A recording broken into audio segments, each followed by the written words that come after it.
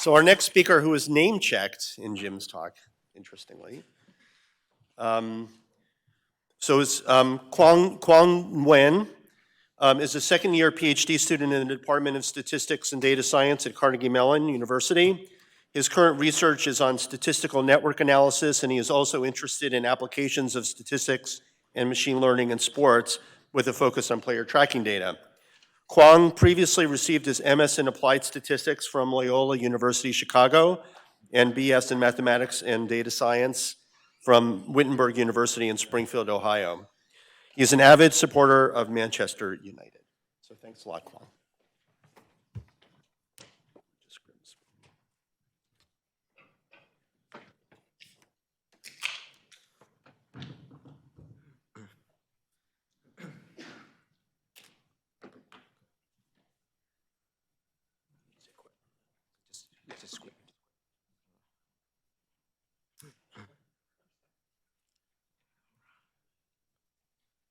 All right. Okay, here we go. All right. So this is a rubber band. In material science, the action of stretching a rubber band illustrates the concept of strain rate. The strain rate is defined as the ratio between two quantities, the speed at which the two ends of a rubber band are moving away from each other, and the original length of the band. So how does this connect to pass rush in football? We believe the two most important features for evaluating how effective a pass rusher is are how fast they're moving towards the quarterback and the distance between the pass rusher and the quarterback. Those two features also happen to be the exact same two dimensions required for the calculation of strain rate. We also find a delightful analogy that in material science, strain rate shows the deformation of a material from its original size with respect to time. This corresponds to a pass rusher trying to put pressure on the offensive line to get to the quarterback. The players can be viewed as particles in some materials, and the defensive particles are trying to put a strain on the offensive line to compress and collapse the pocket around the quarterback. So, inspired by the concept of strain rate in material science, we created a metric called strain in all capital letters. A metric effectively measures pressure at the frame level. The definition of our metric is as follows. So for every pass rusher at each frame within a play, we want to calculate the following quantities. First, the distance between the pass rusher and the quarterback. Then, we're going to calculate the velocity at which the pass rusher is moving towards the quarterback, and we can think of this velocity as just the instantaneous velocity, which is just the change in distance between the current and previous frames divided by the change in time. And finally, a metric strain, again in all capital letters, is just simply a ratio between the aforementioned velocity and distance quantities with a negative sign in front. Why is there a negative sign? So going back to the rubber band example, in that case, a positive value of strain rate corresponds to the two ends of the rubber band are moving away from each other at a fast rate. But in our case, in football, we want a metric to be bigger when the distance gets smaller, not further away at a fast rate. That's where a negative sign comes in. So this is the entire formulation of our metric.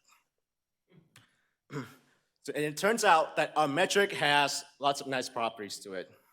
First, it is simple since it does not require any complex modeling such as neural nets, XGBoost for the calculation of a metric. And instead, strain is just simply a directly observed measure of pressure as a function of only two features, distance and velocity. If we also think about the data engineering aspect, strain can be easily incorporated into any data pipeline without much computational cost due to its model-free nature. In addition, strain is interpretable. So recall that strain is velocity divided by distance. So the unit of strain is 1 over time.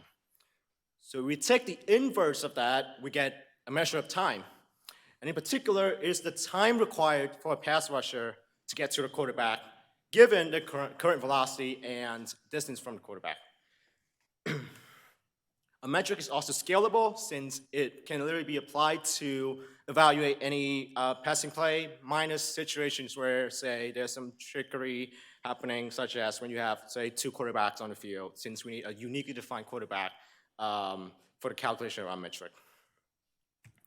And finally, a metric gives a continuous time within play measure of pressure, which is a major step forward compared to previous metrics. So previous metrics are either discrete-based quantities or based on some subjective judgment. So for example, statistics like sacks, hits, hurries are just counting statistics where we're essentially observing them. Those are just observed outcome at the end of the play. We also have pass rush win rate, which is a great step forward compared to the counting stats. But pass rush win rate essentially converts continuous data to binary win-loss by showing pass rush's ability to beat their blocking matchup within a certain time threshold. So overall, our metric addresses all the previous shortcomings and provides a measure of pressure at a granular level.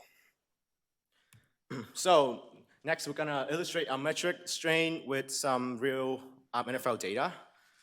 So the data we're using here come from last year NFL Big Dribble competition, which has the theme of evaluating linemen on passing plays. Here we have player tracking data for the first 8 weeks of the 2021 NFL regular season. And so here we have an example play from week 6 of the 2021 season of the game Raiders vs. Broncos, where the outcome of this play is Broncos quarterback Terry Bridgewater getting sacked by Raiders defensive end Max Crosby. And here's a table just for illustration of the data. So the data are collected at a rate of 10 frames per second. I should mention that all of these features here are shown for Max Crosby. So we have the XY locations on the field at each frame, the speed, the acceleration, the distance travel, the orientation, the angle of motion. And one also key piece of information here is the event annotation associated with each of these timestamps. And we note that for every play in our data, we only consider the frames between the ball snap and a quarterback event, which in this case is a quarterback sack, but we can also have things like a pass forward, a fumble, etc. And here's an animation of the play I just mentioned. So we look at this, you can see that Las Vegas is on defense, it's color-coded in black, whereas Denver is on offense, color-coded in orange.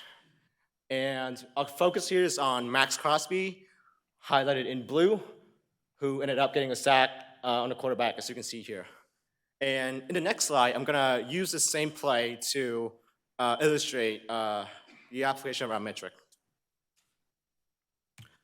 Okay, so here at the top, we have an updated version of the figure I just showed. But here, note that the point size for each Las Vegas defender corresponds to their individual strain value throughout the play. So if we look at Max Crosby, again, in blue, at the start of this play, Crosby is being blocked by an offensive lineman and hence unable to get close to the quarterback and generate that much strain. But then later on, the strain increases as Crosby is freed up and charges towards the quarterback.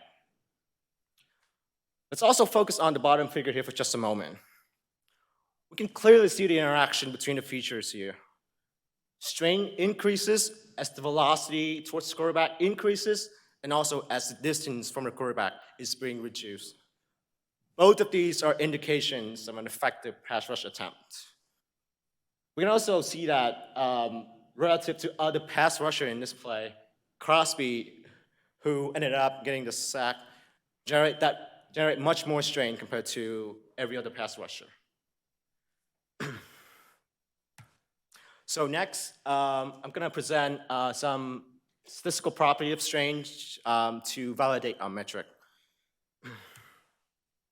So first, we have some position of strain curves. So here we're showing the average strain by position for the first 4 seconds after the snap, aggregated across all plays and players within each position. So here we have outside linebackers, defensive end, defensive tackles, and nose tackles.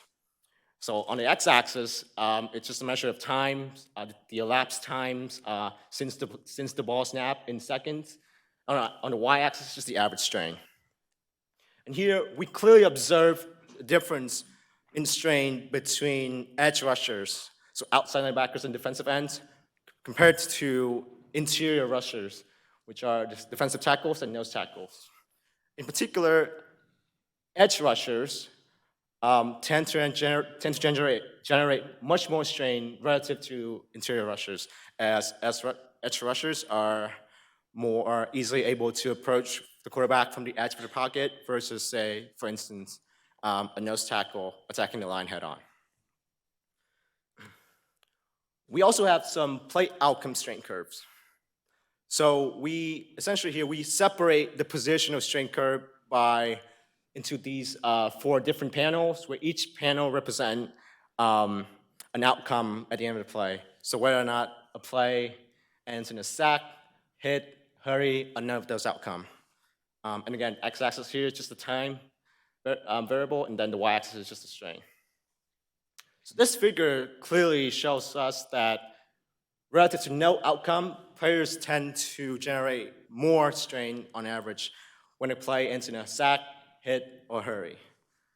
And the figure also gives us sort of a ranking of the importance of these outcomes, as a sack corresponds to the most amount of pressure in terms of strain, then a hit, and then finally a hurry. So next, we look into the predictability of strain as a measure of pressure.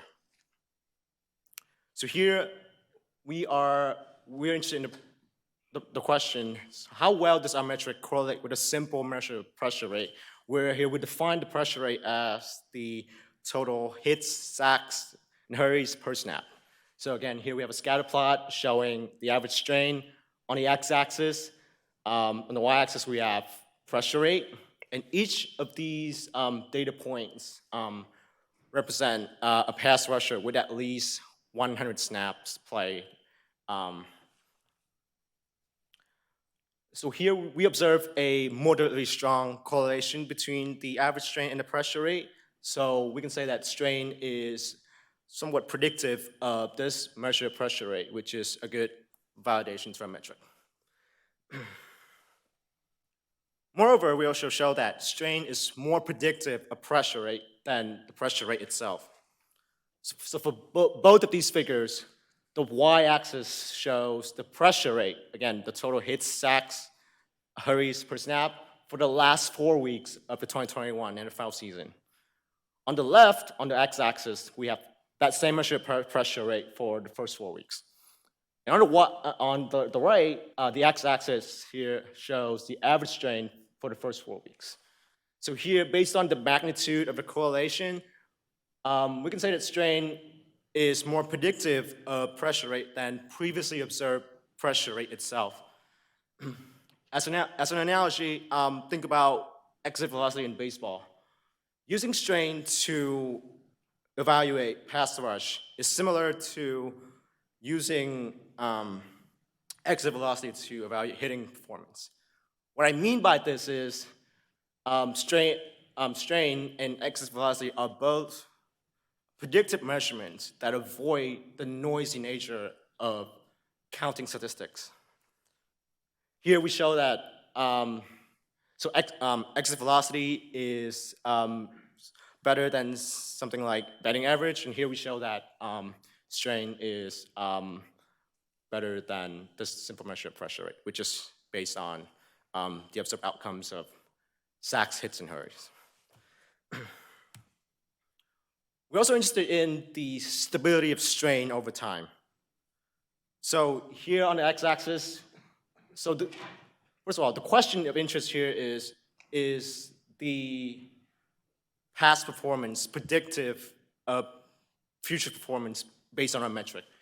So on the axis, we have the average strain for the first 4 weeks of the 2021 NFL season. And on the y-axis, we have the average strain for the last 4 weeks.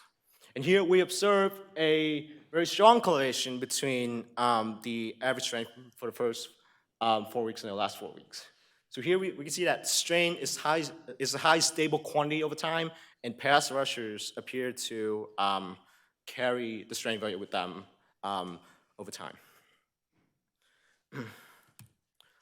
So the other thing we have here is a multi-level model for play level strain. So here we're trying to evaluate pass rushers' impact on the average strain observed in the play, which is our response variable here. We also have random intercepts for the 2 player groups, pass rusher and pass blocker, and also 2 team groups, defensive team and offensive team. Here we're treating the levels within each of these groups similar to one another via partial pooling, and this essentially gives us the estimates for the average play effect while also providing necessary shrinkage towards the group averages. We also control for the following fixed effects. So we have the number of blockers involved in a play, since a more protective defensive scheme with more blockers could very well impact the amount of pressure generated within a play. We also control for the position of the blocker and the pass rusher and the nearest pass blocker for simplicity to account for any positional effects. In addition, we also control for some play context information, so down, yards to go, and the current yard line. Since these variables can also impact the play design, which can have an impact on defensive pressure. Note that here we did not account for time, so the time between the ball snap and the QB event. The reason is that we believe that time itself is an outcome of both the play call and also the observed pressure in the play. So ultimately, what we want to do for this multi-level model is to gain some notion of uncertainty in the estimates of the play effect. So we're going to perform resampling via Bootstrap to understand this notion of uncertainty and to capture the uncertainty estimates for the player learning effects. So basically what we're going to do here is that we're going to generate different versions of the data. Then we're going to fit the same multi-level model that I mentioned in the previous slide to each of the Bootstrap data set.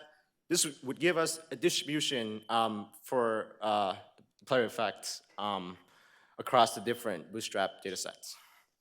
However, it's unrealistic to Bootstrap at the play level.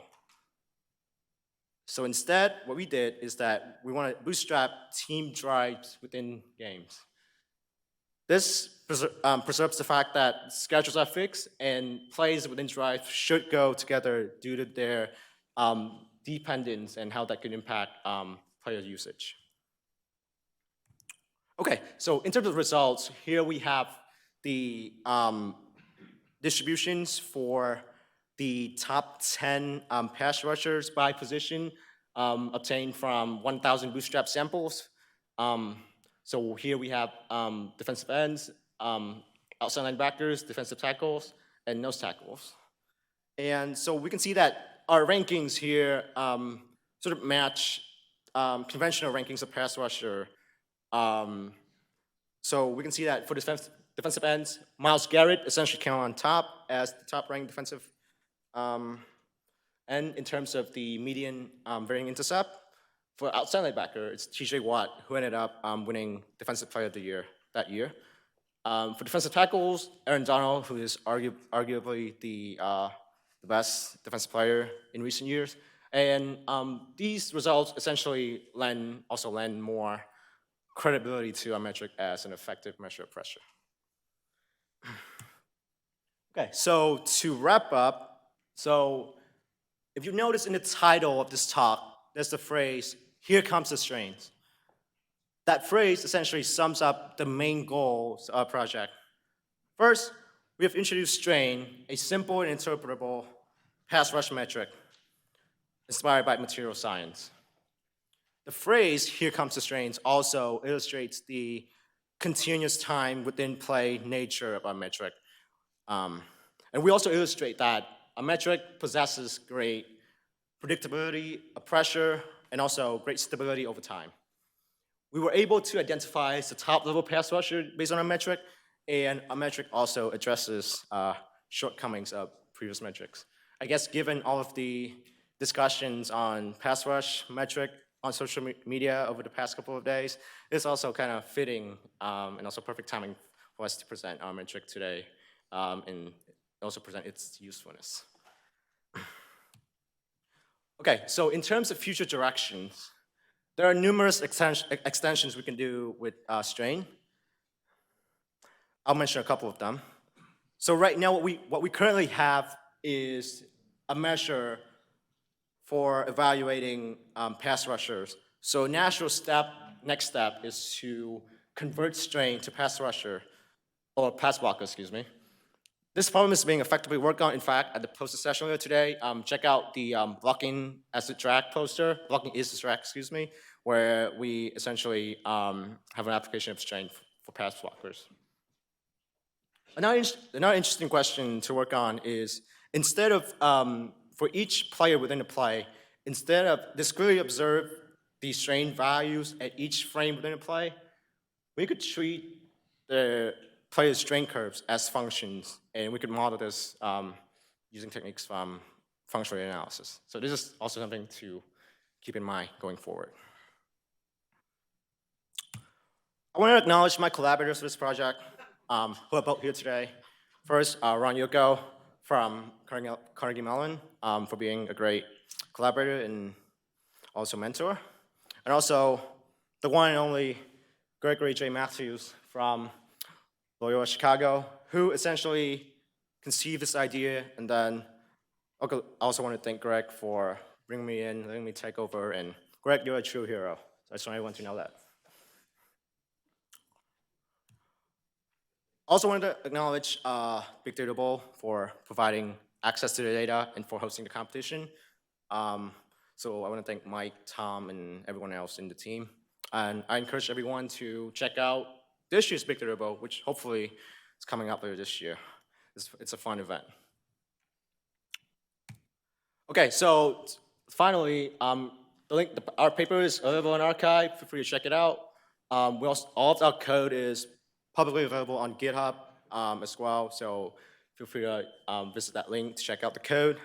I also want to mention that if you are interested in learning more about strain, at our conference at Carnegie Mellon this upcoming November, there will be a special Big Data Bowl workshop on how to build a football metric featuring strain. We'll be walking through all of the behind-the-scenes stuff, all of the code, everything behind strain. So feel free to check that out and register for our conference.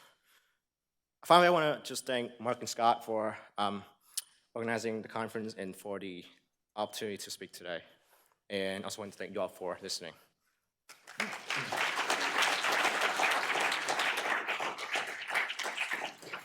Raise your hand for questions.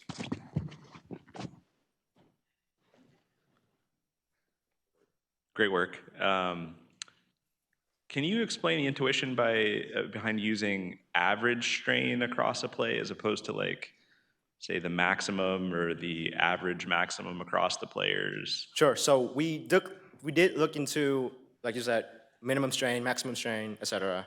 And in terms of stability, we found that the average strain is just the most stable quantity to look at versus, say at the extremes, you have the maximum, and those have like high variation. But I mean, that makes sense, right? Like, average is always going to be more stable, but is it actually what we care about? Like, don't we care more about the max than what the average was? So, like, in your example, who was the player again?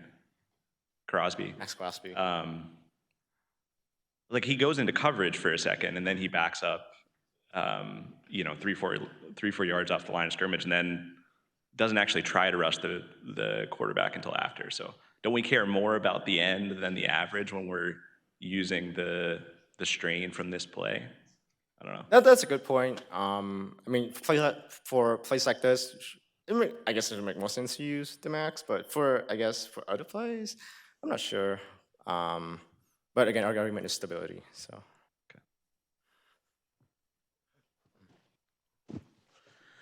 Great presentation. My name is Elliot Schwartz. I'm with the USOPC. I studied material science, so thanks for taking me back. Haven't thought about strain for quite a long time. So I'm curious, you know, at the USOPC, we work with a variety of sports, so I'm wondering if you think this metric could be applied to other sports where you have a defender closing on an offensive player. I'm thinking of like water polo, basketball, rugby, same idea would apply? Sure. So one thing I've been thinking about is for basketball, say defender closing out on a three-point shooter. We can try to, I guess, look at the strain trajectories of the players and see whether any type of players are more prone to fouling versus say people that are more skilled at not fouling. So that could be one of the good applications. And do you have any other material science inspirations, like other metrics? Stress? Sure. So if you look at our paper, we did mention the connection between stress and strain in our discussion, but we're statisticians, so we don't really have like engineering, material science background. So it would be cool to talk to some material science people. Yeah, great work. Thank you. Thank you. All right, while I'm holding it, I have a really quick question. So, you know, each of these evaluations of individual rushers seem to be done on their own, but, you know, basically, you know, football is a sport where there are multiple rushers at the same time. So like Scott and I are exceptional rushers, and then you're a rusher, you're actually might be evaluated to be much better than you are kind of on your own, just because Scott and I are taking up the slack. Has sort of an adjusted plus minus aspect to it. So I'm wondering what you think about that. Yeah, so that's a good point. So I forgot to mention that multi-level model we're doing right now is just really just a starting point of understanding the contribution of every lineman on the field. So like what you mentioned, I guess the natural next step is trying to account for the ideas of teammates being on the field together. That's what we'd like to do at some point, but for now we'll just stick with the simple model for illustration purposes. Yeah, and not only just not accounting for other players, but even just the number of rushers, Exactly. like blitz plays are going to be Exactly. yeah, going to have a completely different dynamic. Any other questions? Do you have time for one more? Ready to catch? Lonnie? Okay. Yay. I'm Monty McGee from Southern Methodist University. I had a question about the ridgeline plots at the very end. You have your strain measure on those plots as a result of bootstrap resamples. I was wondering if you had something similar, or have you thought of comparing something like that with the pressure rate to see if the pressure rate gets the ranking the same or different or something like that?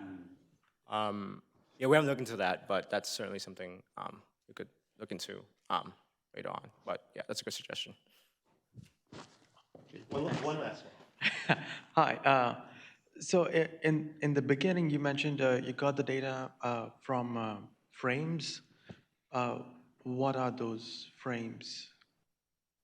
So you're talking about just the data we're using? The data collection, yes. Yeah. So each of these frames is just a snapshot of this play collected by the NFL.